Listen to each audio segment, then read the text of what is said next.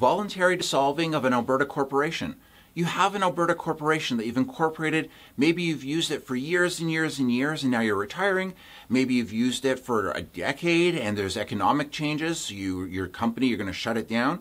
Or maybe you had a dream, an idea, or just like a random thought. You set up a company, but you're not using it. You didn't follow through, you just no interest, or it just didn't work out, whatever the reason. If you have an Alberta corporation that you're not using, you might want to think about dissolving it.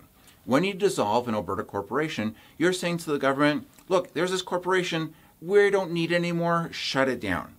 There are some pros and cons to that. The pros are, you no longer have to do annual registrations with the registry. You no longer have to do your minute books and keep things up to date. You also don't have to do your tax filings and things like that after that. You have to do your final tax return, but that's it. The other side of that is, because the corporation doesn't exist anymore, it's not a legal entity after you've dissolved an Alberta corporation, that means that it doesn't have the right to contract. It can't enter into agreements. It can't sue someone that owes it money in court because according to the government, it doesn't exist. Once you dissolve an Alberta corporation, it no longer has standing.